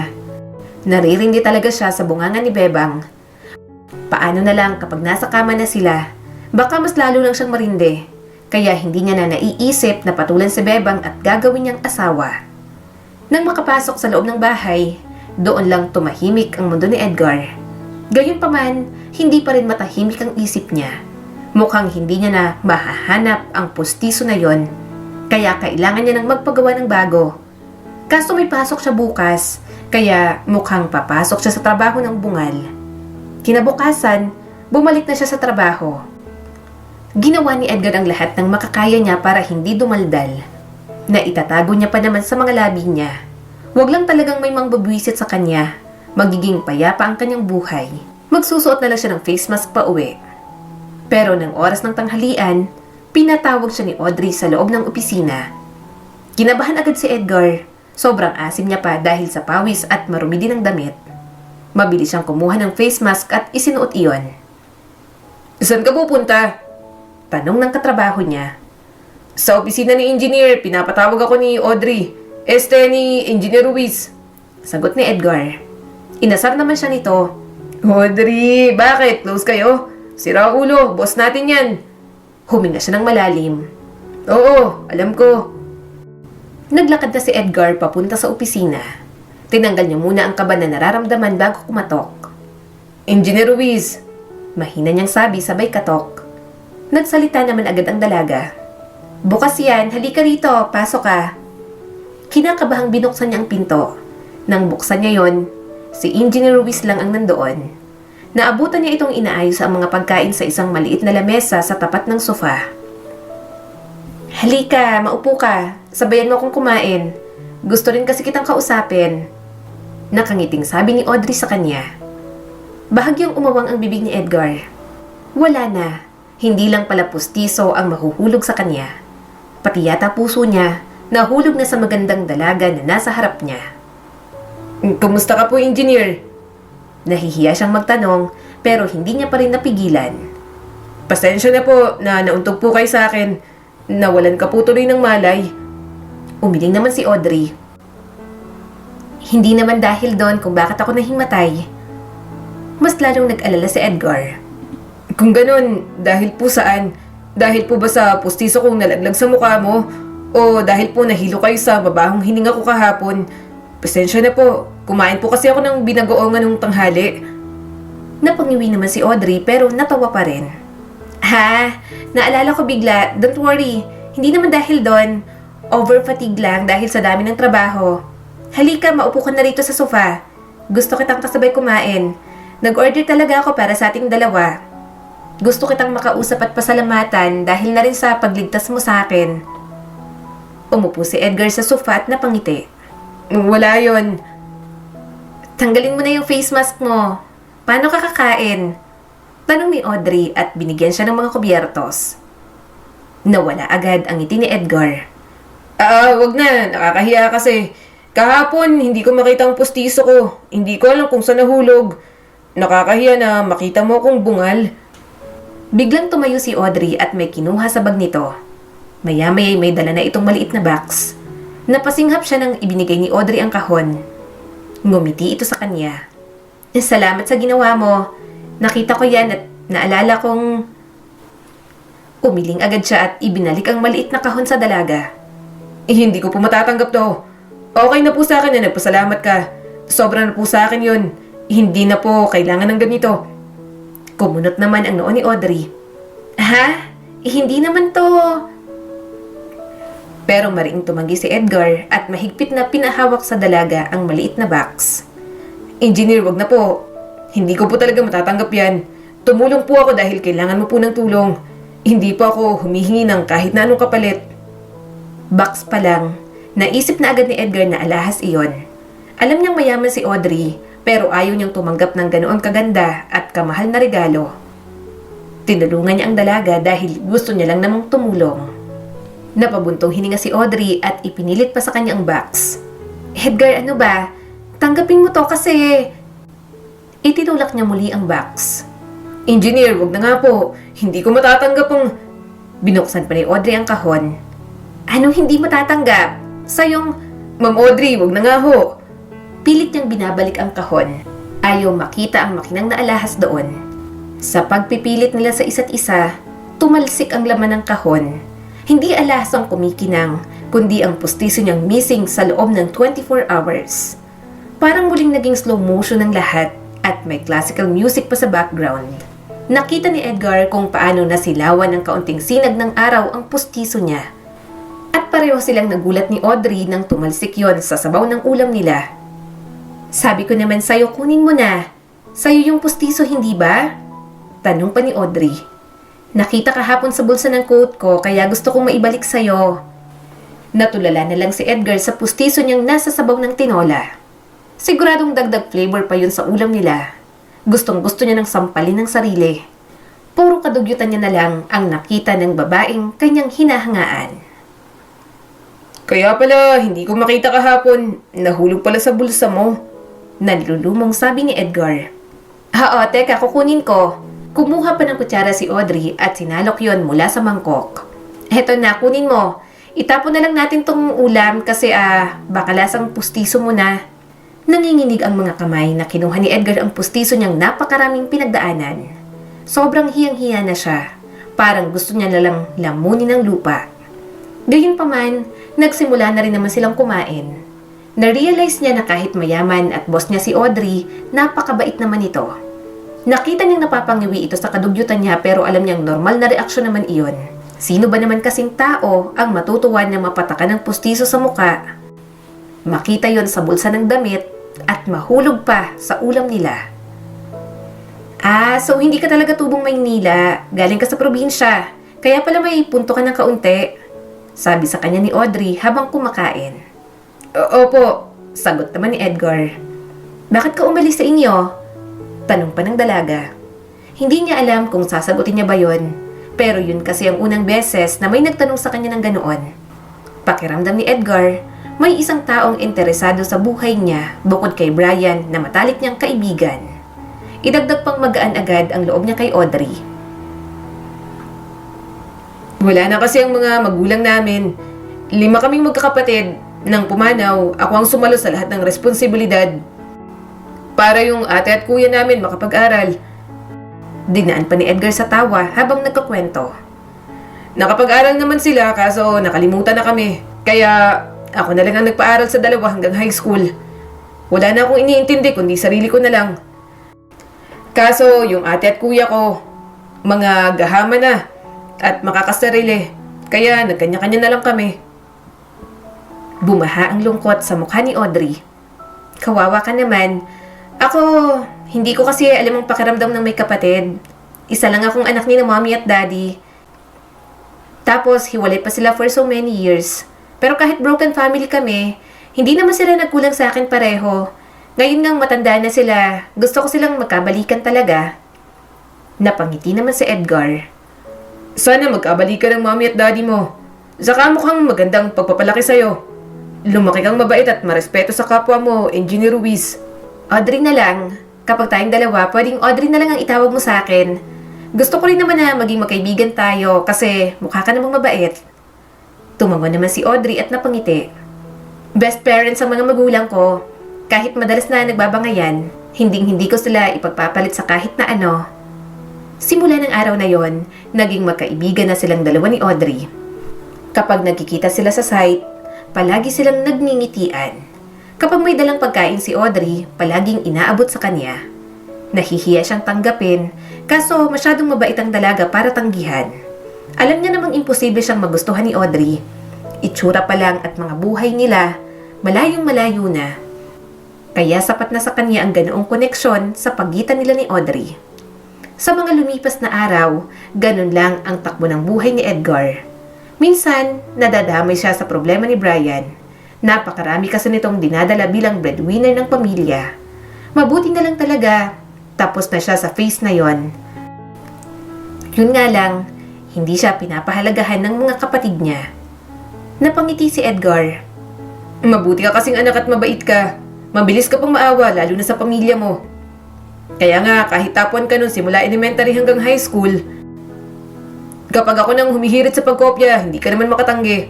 Awang-awa ka palagi sa akin. Humalakhak naman si Brian. Bukas, aalis na ako rito. Pwede ka na ulit magdala ng babae.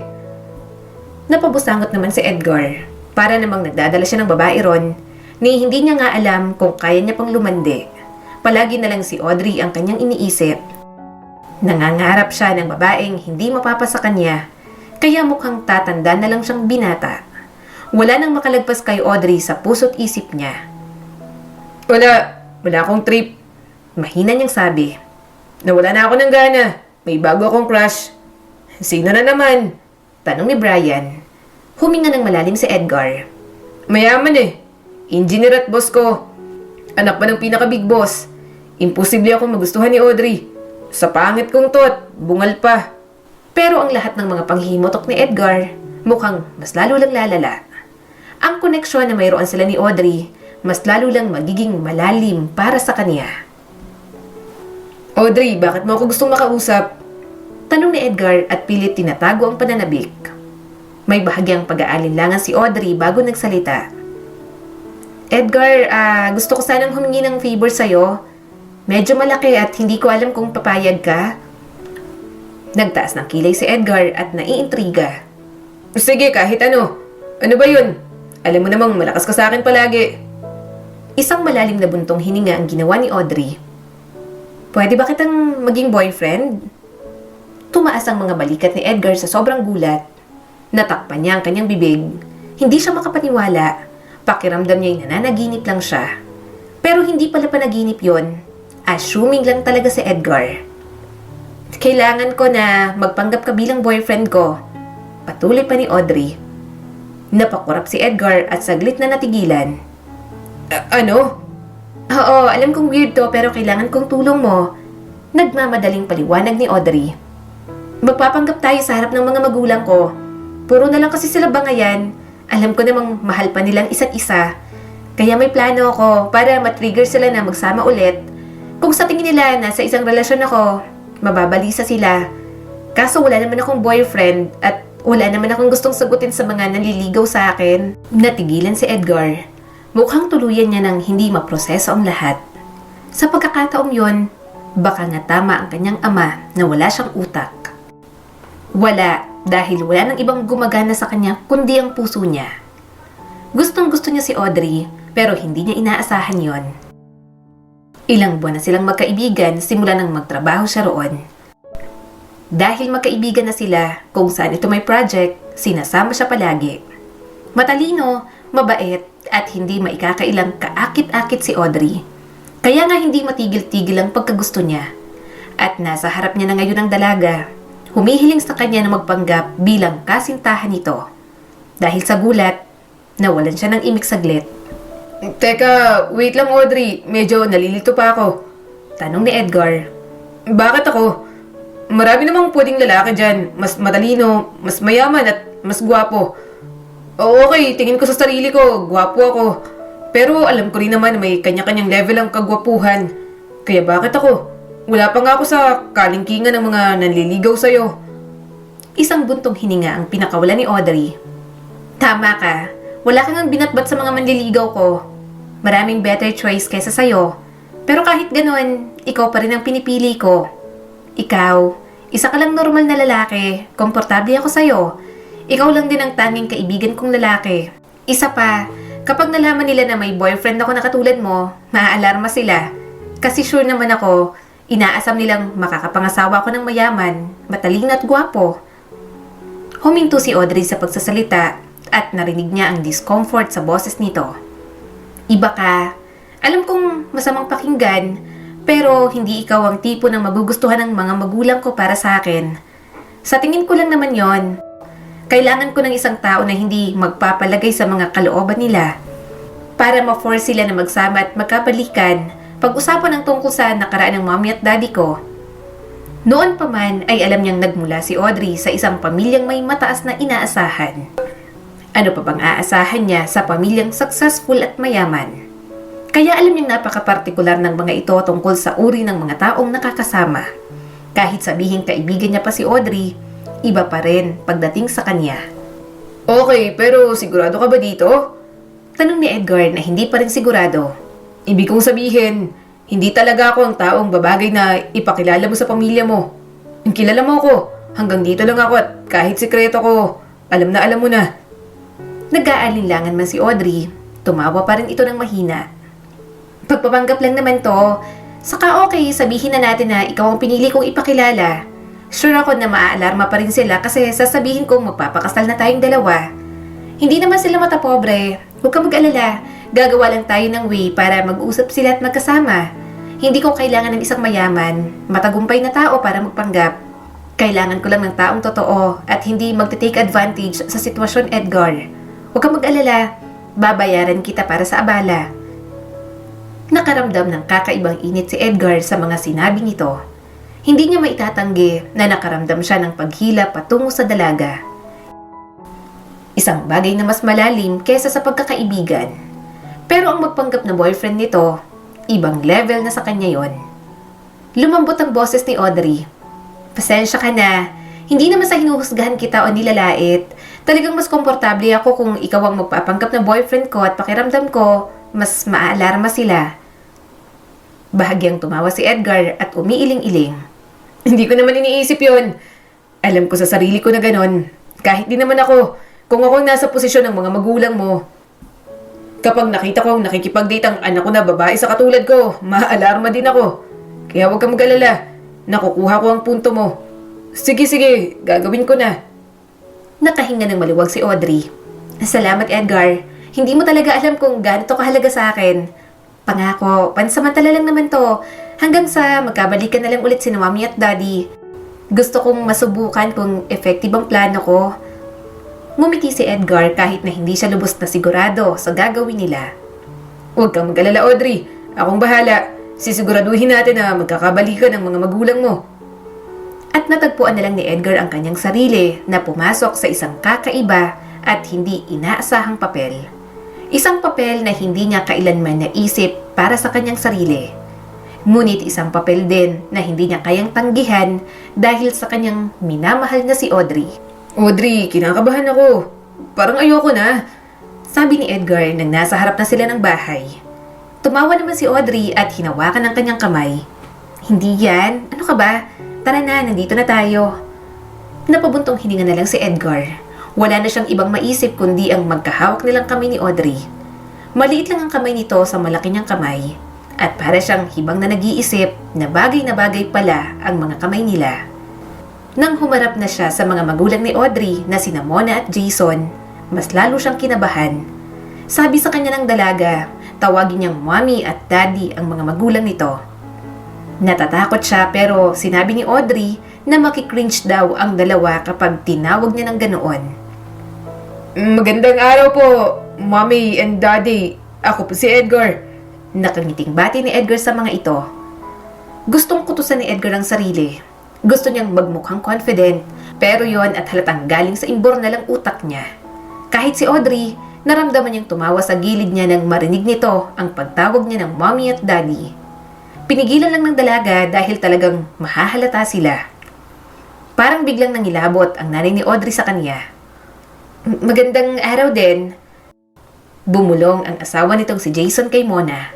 Mas lalo tuloy siyang kinabahan, kaya binigyan lang siya ng nakakapanatag ng ngiti ni Audrey. Hilaw nang umiti si Mona at tumingin kay Audrey. Mommy at Daddy? Parang ang advance naman ang tawag sa amin ng boyfriend mo, anak. Matamis nang umiti si Audrey. Sinabi ko na po kasi sa kanya, Mommy. Sigurado na po ako kay Edgar. Gusto ko po na siya ang makasama ko hanggang sa pagtanda. Yun ang gusto niya sa mga pangarap niya. Kaya ang ngiting sumilay sa mga labi ni Edgar, totoong totoo. Naiisip niya kung ano ang pakiramdam na kasama si Audrey hanggang sa pagtanda. Samantala, parang biglang nahilo naman ang mama ni Audrey sa sinabi ng sarili nitong anak. Muli siyang tiningnan ng ginang, kaya muli siyang umiti. Mukhang turn off na ito sa checkered niyang long sleeves. Idagdag pa ang maraming pimple sa mukha niya dahil tumutubo na naman.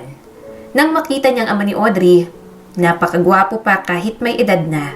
Mas maganda pang build ng katawan kesa sa kanya. Kaya alam niya na kung saan nagmana ng kagandahan si Audrey. Tumikhim ang ama ng dalaga. Ilang buwan na ba kayo ni Edgar, anak? Paano kayo nagkakilala? Paano mo niligawan ng anak ko, Edgar? Sumagot naman siya kaagad. Na-love at first sight po kami sa isa't isa. Gwapong-gwapo po siya sa akin, Daddy. Hindi ba, bebe ko? In love ka na agad sa akin? Ngumiti naman si Audrey at hinawakan pang kamay niya. Yes, bebe ko. Wala na. Hihimlay na naman ang puso ni Edgar. Kahit pagpapanggap lang yon, parang natupad ng pangarap niya. Kung tingnan siya ng dalaga, tila in love sa kanya. Para sa mga magulang nito ang pagpapanggap nila pero ang hindi alam ni Audrey, tinutupad nito ang pantasya niyang malabong maging katotohanan. Naubos si Jason sa kinakain nitong steak. Samantala, nasamid naman si Mona sa iniinom nitong juice. Halatang hindi makapaniwala ang mga ito sa sweetness na nakikita. Tinapik ni Audrey ang hita niya. Nagpatuloy naman si Edgar sa pagkakwento. Palagi po akong nagpapapansin dito sa bebe ko. Nagpapapansin din po pala siya sa akin. Hanggang sa may babae po kasi akong kapitbahay na gustong gusto po ako at naghahabol sa akin. Pinutol agad ito ni Jason. Hinahabol ka pa sa lagay na yan? Medyo na-offend siya kay Jason. Gusto niya sanang sagutin na meron naman talaga. Gusto pa siyang hilahin sa bahay. Para mawala ang kaba, talagang ginawa niya na lang na OA ang mga kwento niya. Tumango si Edgar at punong-puno ng pagmamahal na tumingin kay Audrey. Opo, Daddy. Sobrang nasaktan po ako nun dahil nagselos po na ng bebe ko. Pero simula po ng araw na yon, mas napagtanto kong mahal na mahal po namin ang isa't isa ni Audrey. Sinapo ni Mona ang kanyang ulo. Halatang stress na ang mama ng dalaga. Maya-maya ay dessert naman ang sinerve ng mga kasambahay. Tanghulo yon kaya medyo matigas. Matiwasay na sana silang kumakain nang biglang magreklamo si Edgar. Aray, bebe ko, sabi ni Edgar at hindi matanggal ang tanghulo sa ngipin niya. Nagulat naman ang mga magulang ni Audrey at agad na naalarma. Pero nanlaki ang mga mata ng mga ito nang sumama ang dalawang ngipin ni Edgar sa tanghulo. Nanlaki din ang mga mata ni Edgar dahil sa kahihiyang yon. Kitang-kita niya ang pustiso niyang nakadikit sa tanghulo. Muntik nang bumunghalit ng tawang ama ni Audrey na agad namang sinaway ni Mona. Yumuko si Jason at hindi talaga kayang pigilan ng tawa. Sumubsob ito sa braso ng nanay ni Audrey at doon nagtago. Okay ka lang? Nag-aalalang tanong ni Audrey. Paano natin ibabalik yung ngipin mo? Pilit na tinanggal ni Edgar ang pustiso sa tanghulo. Nang matanggal niya, agad niyang kinabit iyon. Hindi niya alam kung matatawa siya o maiiyak sa nangyari. Bumulong sa kanya si Audrey. Pagagalit-galitan ako. Tumango naman si Edgar. Tumayo si Audrey at kunwari galit. Kanina ko pa po kayo napapansin. Paulit-ulit niyo pong pinagtatawanan ng boyfriend ko. Nakaka-offend na po kayo. Nanginginig na ang mga salita ni Mona. Anak, sorry. Sorry, natawa lang. Hinila ni Audrey ang kamay niya at puno ng hinanakit ang mga mata. Alam ko pong hindi katulad ni Edgar ang inaasahan niyo pong magiging boyfriend ko. Pero mahal ko po ang bebe ko. Tumango naman si Edgar. Opo, nagmamahalan po kami, Mommy and Daddy. Nagpatuloy pa si Audrey. Kung hindi niyo po kayang matanggap kami, wala na po akong pakialam. At kahit itakwil niyo po ako, wala na po akong pakialam pa. Si Edgar po ang gusto kong makasama habang buhay at pakakasalan ko po siya. Nalaglag na lang ang mga panga ng mga magulang ni Audrey nang mag-walk out sila. Nagulantang sigurado ang mga ito sa mga sinabi ni Audrey. Nang makalabas na sila, doon na nila pinakawalan ang mga tawa. Lintik na pustiso to. Palagi na lang naiiwan. Natatawang sabi ni Edgar. Napailing si Audrey at halos maiyak na sa sobrang pagtawa. Pumunta na nga tayo sa dentista. Papalitan na natin yan. Mas marami pa akong memories sa pustiso mo kaysa sa friendship nating dalawa. Nakakaloka ka. Siguradong pati mga magulang ko nagulat na rin. Napangiti lang si Edgar at titig na titig sa dalaga. Alam niyang nakakahiya pero kahit ganun, mas komportable siyang ipakita ang totoong siya. At sa pagkakataong yon, siguradong wala nang pag-asa si Edgar para makaahon pa. Nagda-diet ka? Teka, parang pupogi ka. Bulalas ni Edgar sa kanyang kaibigan. Umismig naman si Brian. Pogi naman talaga ako nun pa man. Ikaw lang ang naiwang pangit. Napakasama mo talagang kaibigan. May hinanakit pang sabi ni Edgar. Nag-gym ako, sumama ka sa akin. Saka binabantayan na rin ako ng asawa ko. Naisip kasi namin, kailangan kong ayusin ang sarili ko para presentableng humarap sa mga negosyante na gusto naming makasalamuha. Saad ni Brian. Ngingiti-ngiti lang si Edgar habang nagkikwento si Brian sa kanya. Masaya siya para sa kanyang kaibigan. Simula nang makilala nito si Elaine at maging asawa, nawala na ang dating Brian na parang binabagsakan ng mundo. Nawala na ang dating Brian na parang pinagbagsakan ng mundo. Palagi niya na itong nakikitang ngumingiti. At ngayon, nakikita niyang kinakareer talaga nito ang pagnenegosyo. Inaaya na rin siya pero abala pa siya sa pagiging construction worker na lang muna. Ayaw niya rin kasing mawalan ng connection kay Audrey. Alam na ni Daddy. Bungad sa kanya ni Audrey. Alam niyang nagpapanggap ka lang bilang boyfriend ko. Hindi naman siya nagalit pero kasama na siya sa plano. Umawang ang bibig ni Edgar. Paano yun? Anong gagawin? Kunwari, magtatanan tayo. Pupunta tayo sa beach resort tapos susundan tayo ni na Mommy at Daddy. Si Daddy na lang ang bahalang sumuyo kay Mommy. Kapag tinanggap ulit siya ni Mommy, ora mismo, ihahanda na ang kasal mismo sa lugar na yon. Ang sweet ng Daddy ko, no? Ngiti-ngiti na sabi sa kanya ni Audrey. Tumango si Edgar at marahang tumawa. Halata naman sa kilos ng daddy mo. Nang makita ko sila, talagang in love pa rin si Sir Jason kay Mamona. Humalakhak naman si Audrey. At ibig sabihin din, hindi ka na magpapanggap na maging boyfriend ko. Bahagyang nawala ang ngiti ni Edgar. Hindi naman matatapos ang koneksyon nila doon. Pero pakiramdam niya, matatapos na rin ang maliligayang araw. Katulad ng plano, ginawa nila ang mga dapat gawin. Hindi rin nagtagal, nasuyo na rin ni Jason si Mona. Nagkabalikan muli ang mga magulang ni Audrey. Oh, bakit nandito ka pa? Ikakasal na kayo ng anak ko, di ba? Gulat na tanong ni Mona sa kanya. Tumawa naman si Edgar. Magkaibigan lang po kami ng anak nyo, Mamona. Ang totoo po niyan, gimmick lang po namin ang lahat para magkaroon po kayo ng time na magsama ni Sir Jason. Palagi niyo raw po kasing iniiwasan ng daddy ni Audrey. Alam po ni Sir Jason na matataranta po kayo kapag nalaman yung gusto ng magpakasal ni Audrey. Nang magsimula na ang kasal, napangiti na lang si Edgar. Habang naglalakad si Audrey, hindi niya napigilang mamangha at mangarap. Iniisip kung ano ang pakiramdam kung ito ang maglalakad papuntang altar at patungo sa kanya. Mapait na lang siyang napangiti. Alam mo, pinunasan agad ng mama ni Audrey ang mga luha habang nagsasalita sa microphone.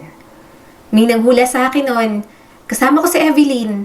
Kumakain kami ng balot, tapos gulong-gulo pa ako na iniisip kung ano ang gagawin ko kapag nalaman kong buntis ako.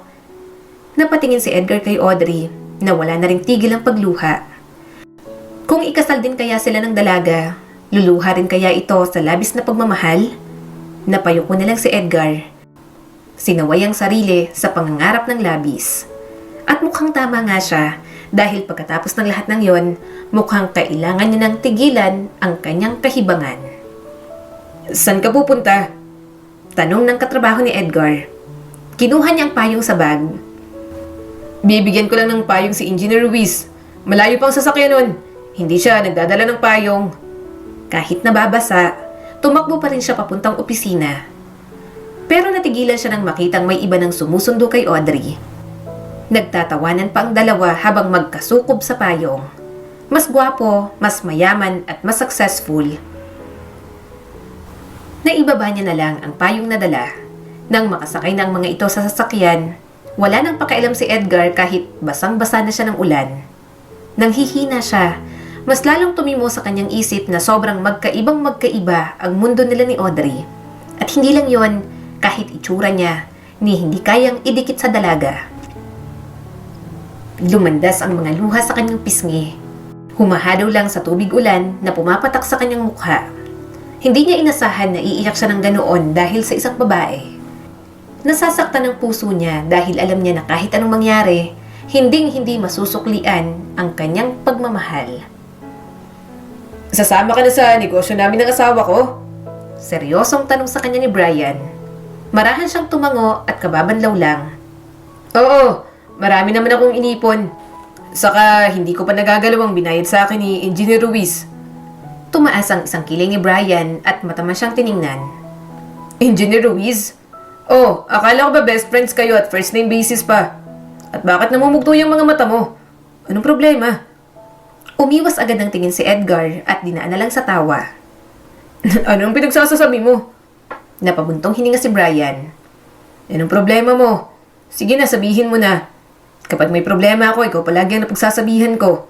Kahit anong ginagawa mo, uuwi ka para lang pakinggan ako sa mga problema ko sa pamilya. Kung wala ka pare, baka winakasan ko na lang ang buhay ko. Kaya sana ngayong may problema ka, sabihin mo rin sa akin. Nanginig ang mga kamay ni Edgar. Umuwi ka na nga sa asawa't anak mo. Ano bang ginagawa mo rito? Edgar, sige na. Sabi pa ni Brian. Mabilis niyang pinunasan ang mga tumulong luha. Hindi naman dapat problema to. Ako lang naman ang may feeling sa aming dalawa. Wala naman siyang alam. Hindi naman naging kami. Pero walang hiya. Parang sakit talagang makitang may kasamang iba si Audrey. Pero alam mo nakakaiyak. Alam kong wala akong pag-asa. Kasi wala akong binatbat sa mga manliligaw niya. Kahit yata anong sikap ang gawin ko. Kahit medyo umasenso pang buhay ko, hindi pa rin ako nababagay para kay Audrey. Kaya ang sakit-sakit. Kung pwede lang na si Bebang na lang eh. Kaso hulog na ako kay Audrey. Parang hindi ko na kayang magmahal ng iba. Nang gabing yon, dinamayan siya ni Brian. Kahit paano, bahagyang gumaan ang kanyang kalooban. Busy ito sa ginagawang negosyo pero nakipag-inuman muna sa kanya. Nang gabi ring yon, nagdesisyon na si Edgar na titigilan na ang kahibangan kay Audrey. Sa mga sumunod na araw, umiwas na siya. Naging mas madali na lang sa kanya dahil tinulungan niya si Brian sa negosyo nito. Hindi na siya pumasok bilang construction worker. Kapag tumatawag sa kanya si Audrey sa cellphone, ginagawa niya ang makakaya para hindi masagot ang tawag. Tinitiis niya ang dalaga dahil ayaw niya nang mas lumalim pa ang kanyang pagtingin. Bebang, tama na. Utang na loob. Lumayo-layo ka sa akin. Baka hindi kita matansya, maibato ko sa itong mga parcel. Naiinis na sabi ni Edgar. Abala siya sa mga parcel pero yon at inaabala siya ni Bebang. Para pa namang unggoy kung kumapit sa kanya. Tawang-tawa tuloy si Brian at ang asawa nitong si Elaine. Sabi ni Brian, moving on ka na. Nandito na ako. Patulan mo na lang ako. Sure akong sasaya ka. Nang aakit pa na sabi ni Bebang. Itinaas niya ang kamay para bahagyang tumalsik si Bebang. Nagmo-move on ako pero hindi ko naiisip na patulan ka. Anong sabi ko sa'yo? Sabi ko, posibleng patulan lang kita kapag end of the world na. Kaya manahimik ka. Nababanas lang ako sa'yo. At ano ba? Huwag mo ngang idikit sa braso ko yung boobs mo. Nangingilabot ako. Napasinghap si Bebang at kinapapa sa harap niyang dibdib. Hindi ka naakit dito? Imposible. Bading ka ba? Umismid naman siya. Patay na patay ka sa akin tapos sasabihin mong bading ako. Ewan ko sa'yo, Bebang. Huwag kang papansin. Naiinis ako. Nabitiwan ni Edgar ang mga parcel nang biglang hinawakan ni Bebang ang mukha niya. Muntik na siyang mahalikan kaya todo atras na siya. Kumandong pa kaya halos sampalin niya na si Bebang. Edgar? Pareho silang natigilan at napalingon kay Audrey. Nanlaki ang mga mata niya nang makita ang dalaga sa tapat ng bahay nila. Nakatakong pa ito at maganda ang suot na damit. Unang tingin pa lang, Halata nang hindi bagay si Audrey sa ganoong lugar. Audrey? Ikaw si Audrey? Naiinis na tanong ni Bebang. Anong ginagawa mo rito? Nilagay niyang palad sa pagmumukha ni Bebang. Tumayo na si Edgar, walang pakialam kung mahulog ang kapitbahay niyang palagi siyang nilalandi. Diretso siyang pumunta kay Audrey na ilang buwan niya na ring hindi nakikita. Akala ni Edgar naka-move on na siya, pero wala pa yatang isang minutong nakikita niya si Audrey, gumuho na ang lahat. Hulog na naman siya. Anong ginagawa mo rito? Pinuntahan mo ako? Tanong ni Edgar at pinipigilan naman na Vic. Napakagatlabi si Audrey. Hindi ka sumasagot sa tawag ko. Nag-aalala ako sa'yo. Pero mukhang okay ka naman. Mukha naman pala na masaya kayo ng girlfriend mo. Umawang ang bibig ni Edgar. Si Bebang, hindi ko... Bigla namang sumingit si Bebang. Bakit? May problema ba? Oo, girlfriend niya ako. Umiwas ng tingin si Audrey. Aalis na ako. Sandali! Pulalas ni Edgar at hinabol ang dalaga. Mabilis niyang hinawakan ang kamay nito. Dito ka muna, please. Halika muna sa bahay. Ayokong makaistorbo sa inyo ng girlfriend mo. Hindi ko girlfriend si Bebang. Wala akong girlfriend. May iba akong mahal. Umiiling na sabi ni Edgar. Namumuo ang mga luha nito at umiwas ng tingin sa kanya. Pumunta lang naman ako dito kasi nag-aalala ako. Hindi mo sinasagot ang mga tawag ko, bigla ka nalang nawala. Akala ko ba magkaibigan tayo? Bakit pakiramdam ko, mabilis mo nalang pinutol ang connection mo sa akin? Napalunok si Edgar. Sobrang lakas ng tibok ng puso niya. Hinahanap siya ni Audrey at hindi siya makapaniwala. Marahan niya itong hinila. Sa bahay tayo mag-usap, halika, mainit dito. Pinagpapawisan ka na. Saka baka sumakit pa yung paa mo. Naka-heels ka pa naman. Nagpahila naman agad ito sa kanya. Dinala niya si Audrey sa loob ng bahay. Gusto pang makiusyoso ni Bebang at ng mag-asawa kaya sinarado niya ang pinto at mga bintana. Binuksan niyang electric fan at itinapat kay Audrey. Anong gusto mong kainin? Juice at biskwit lang ang meron dyan, sabi ni Edgar. Pero kung gusto mo ng ibang pagkain, sabihin mo lang at ibibili kita. Umiling agad si Audrey at hindi makatingin sa kanya. Okay na ako dyan. Marahan siyang tumango at pinaghanda ng merienda si Audrey. Nang mailapag niya ang merienda sa lamesa, umupo na siya sa tabi nito. Pasensya ka na sa bahay ko, maliit lang. Medyo nahihiyang sabi ni Edgar. Sa wakas, tumingin na muli si Audrey sa kanya. Sigurado ka bang hindi mo girlfriend yung babae sa labas? Nagulat siya sa tanong nito. Hindi, wala kaming relasyon. Ganun lang talaga yon. Gusto kasi akong ikama kaya panay ang dikit sa akin. Palagi lang akong tumatanggi. Muling napakagatlabi si Audrey. Bakit bigla kang nawala? Bakit hindi mo sinasagot ang mga tawag ko? Nag-aalala ko and at the same time, nagtatampo rin. Naiinis ako sa'yo kasi bigla ka nalang hindi namansin. Napalunok si Edgar. Magkaibigan pa rin naman tayo saka hindi naman tayo magkapareho ng mundo. Hindi tayo magka-vibes. Sobrang ganda mo, matalino, mayaman, successful at ang hirap dumikit sa'yo na ganito lang. Namumuo na ang mga luha ni Audrey. Oo, hanggang dyan ka lang. Pangit ka, bungal ka, mahirap, minsan dugyot, construction worker ka, minsan mukha ka pang maasim. May kumurot sa puso ni Edgar. Kaya nga dapat hindi na tayo naging close sa isa't isa. Sige na, umuwi ka na. Baka hinahanap ka na ng boyfriend mo. Mapaklang tumawa si Audrey. Sa tingin mo ba, pupunta ako rito kung may boyfriend ako? Lahat ng manliligaw ko, binasted ko na. Nakakainis ka. Binasted ko silang lahat dahil sa'yo. Umawang ang bibig niya at hindi makapaniwala. Anong ibig mong sabihin? Lumandas na ang mga luha ng dalaga. Ginayuma mo ba ako? Pero hindi. Parang hindi. Kasi naaalala ko lahat eh. Nasa tamang pag-iisip naman ako habang nahuhulog ang damdamin ko sa'yo, Edgar. Gusto niya nang sampalin ang sarili. Iniisip niya kung panaginip lang bang lahat. Hindi siya makapaniwala na ang isang katulad ni Audrey umaamin sa kanya ng ganoon. Paulit-ulit siyang hinampas ni Audrey. At kung kailan hulog na ako, kung kailan nagiging totoo ng nararamdaman ko sa'yo, saka ka naman biglang lumayo. Hindi tuloy ako mapakali. Naiinis ako na minamahal kita. Ang dami-daming better sa'yo pero puso't isip ko, pangalan mong sinisigaw.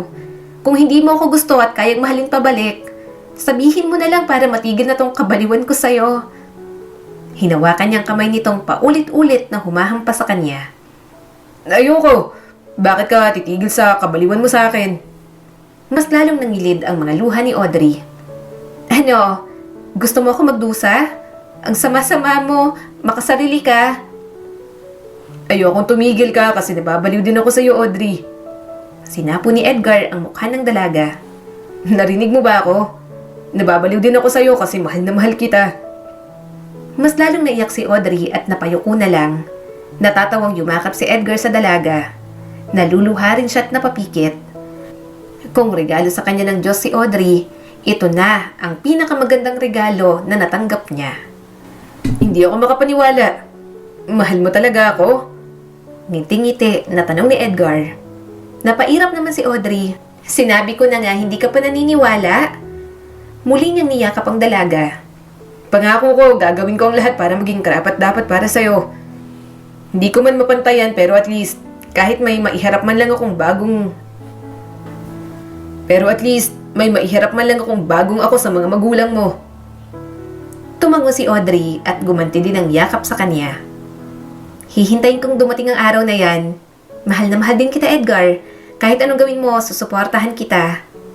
Girlfriend na kita. Kinikilig na sabi ni Edgar at hinalikan sa noo si Audrey. Bigla niyang narinig ang boses ni Bebang sa labas ng bintana. Hoy! Hindi pwede! Akin lang si Edgar! Tinakpan ni Elaine ang bibig ni Bebang. Hinila na palayo ng mag-asawang kapitbahay nilang makulit.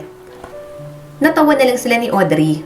Nang maglapat ang kanilang mga labi, batid niyang sa pagkakataong yon, hindi na isang panaginip o pagpapanggap ang lahat. Mahal talaga nila ni Audrey ang isa't isa. Dahil may gustong patunayan, nagsikap si Edgar sa negosyong pinagtutulungan nila ni Brian. Pareho silang magkaibigan na para sa minamahalang ginagawa, kaya ginawa nila ang lahat para umasenso sa buhay. Nakapagpatayo sila ng bahay at magkapit-bahay pa rin sila. Siyempre, ang girlfriend niyang si Audrey ang engineer doon. Kalaunan, naging negosyante na talaga si Brian at malakihang entity na nagre-resell ng mga produkto. Samantalang si Edgar may-ari ng truckline na ginagamit sa negosyo nila ni Brian. Mahina man ang kanyang utak dahil sa gabay ng mga taong naniniwala sa kanya, natuto na talaga siya sa pagninegosyo. Magandang araw po, Mamona at Sir Jason. Nakangiting bati ni Edgar. Hinawakan ni Audrey ang kamay niya. Mami, Daddy, fiancé ko po, si Edgar. Pero this time po, totoo na po ito. Tumawa si Jason. Tawagin mo na rin kaming mommy at daddy pero utang na loob. Huwag na yung mommy and daddy. Napangiti naman si Mona at niyakap siya. Welcome to the family. Sana this time, wala nang mahuhulog na pustiso ha. Nagtawanan silang lahat. Hindi nila mahihigitan ang yaman ng pamilya ni Audrey. Gayunpaman, nalaman niya na kahit nang nagpapanggap lang sila, tinanggap na talaga siya ng mag-asawa. Kung saan masaya si Audrey, susuportahan na lang ng mga ito. Sa susunod na buwan ng kasal ko, sana makapunta kayo at ang mga pamangkin ko. Saan ni Edgar sa kanyang Kuya George at Ate Dolores. Hindi naman makatingin sa kanya ng diretso ang mga ito. Matagal na panahon na yon, hindi niya na rin masyadong dinidibdib. Nasaktan siya sa ginawa ng mga ito pero kailanman hindi na siya nag-isip ng masama laban sa mga kapatid niya. Kapatid niya pa rin sina George at Dolores. Masyadong malambot ang puso niya para lang panatilihin ang sama ng loob sa mga ito. Hindi na siya umaasang makita ang mga ito sa kasal niya. Kaya nang pumunta ang mga ito, sinalubong niya na agad ng yakap. Sorry sa lahat, Edgar. Umiiyak na sabi ni Dolores. Hindi ka na namin inisip. Palagi na lang mababa ang tingin namin sa'yo. Naluha siya habang natatawa. Ayos lang, Ate Dolores. Salamat sa pagpunta sa kasal ko. Mahalaga sa akin na kompleto tayong magkakapatid dito. At sabik na kami ni Audrey sa mga pamangkin. Yumakap din sa kanya si George at humingi ng tawad. Alam niyang sa pagkakataong yon, natapos na lahat ang sama ng loob na mayroon sila. Nang magsimula na ang kasal, sobrang kabado si Edgar. Gayunpaman, nang maglakad na patungo sa kanya si Audrey, puro saya na lang ang kanyang nararamdaman. Nakita niya itong umiiyak habang nakangiti, kaya naluha na rin talaga siya. Mahal na mahal niya talaga si Audrey. Simple lang ang buhay ni Edgar. Kapag may problema siya, palagi niya nalang dinadaan sa tawa ang lahat. Hindi siya sobrang bait, pero hindi rin siya sobrang sama. Wala rin kahit anong espesyal sa kanya. Pakiramdam niya nga, nang magpaulan ng biyaya ang Diyos, naghihilik lang siya sa loob ng silid. Gayunpaman, hindi siya nalulungkot dahil binigay naman sa kanya ang pinakamagandang regalo na magbibigay ng mas maraming saya at pagmamahal sa kanya. At sa pagkakataong yon, pakiramdam ni Edgar, espesyal siya para sa may kapal. Ang kwentong ito ay nagpapaalala sa atin na may mga pagkakataon na hindi nanggagaling ang suporta sa ating pamilya. Sa halip na tulungan, huhusgahan at hahamakin tayo sa pinakamasakit na paraan. At ang mga taong hindi natin inaasahan na darating sa mga buhay natin, ang siya palang tutulong at tunay na magmamalasakit. Pero sa kabila ng mga masasakit na salitang natatanggap, huwag tayong sumuko sa buhay dahil tayo pa rin ang mas nakakakilala sa ating mga sarili. Alam natin kung ano ang kaya nating gawin at isakripisyo para sa mga taong mahal natin. Patuloy lang tayong lumaban sa buhay dahil isang araw, mamamalayan na lang natin na abot kamay na ang mga pangarap na matagal na nating inaasam. Muli, ito po si Skylar Guro at sana may bago na naman kayong natutunan sa kwento natin ngayon. Maraming salamat po.